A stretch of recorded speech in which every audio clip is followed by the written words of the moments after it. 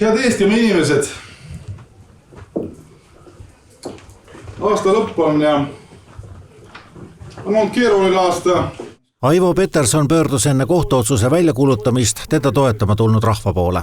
Kuulajateks umbes paarkümmend tema pereliiget ja poliitilist toetajat, kuid eks peamiselt kõneles ajakirjanike vahendusel kõigile, kes kuulata tahaksid. Seda saab nimetada ainult praktiliselt ühe sõnaga poliitjuriidiline sadism. Inimesed ei ole süüdi, ausalt. Me arvame, me mõtleme, me loodame, aga mitte ühtegi tõendit. Kohtuistungit ennast filmida ei tohi, aga see ongi lakooniline. Peterson on süüdi ja mõistetakse 14 aastaks vangi, nagu ütles kohus riigireetmise paragrahvi järgi. Temaga koos tegutsenud Eesti kodanik Dmitri Rootsi ning Venemaa kodanik Andrei Andronov saavad mõlemad 11-aastased vangistused. Aivo Peterson mõisteti siis täna süüdi riigireetmises, samuti mõisteti Dmitri Rootsi riigireetmises süüdi.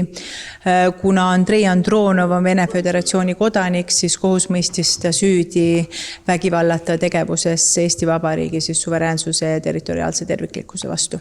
Karistuse kuulutamise järgne kohtusaal on mitmekülgne. Emotsioone mitte näitab Peterson. Löödud ja kurvad kaasosalised, toetajate emotsioonide skaala ühest otsast teise, apaatiast toetusmärkide näitamiseni, nuttev perekond. Peterson organiseeris tsiviilkaitseüksust, kuhu otsiti relvaloaga inimesi ning mis pidi Venemaa rünnaku järel tekkivas võimuvaakumis hakkama korda hoidma. Sarnaseid üksusi tegutses Donbassis enne Venemaa agressiooni. Kohus leidis, et tsiviilkaitse idee tuli Petersonilt endalt ning puuduvad tõendid, et seda koordineeriti Venemaalt. Seetõttu ei käsitlenud kohus seda välisvaenlase abistamisena. See kohtuotsuse osa võib panna prokuratuuri ka ise kohtuotsust edasi kaebama.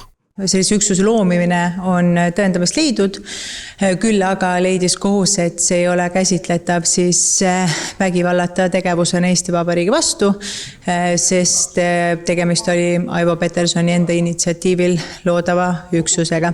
Ja selles osas prokuratuur peab veel otsusega tutvuma ja hindama, kas ka nende põhjendustega saab nõustuda või on vaja kõrgemal seisva kohtu hinnangut. Milles prokuratuur ja kohus jäid samal arvamusele, on Petersoni reis okupeeritud Ida-Ukrainasse. Seda kohtualune tegi.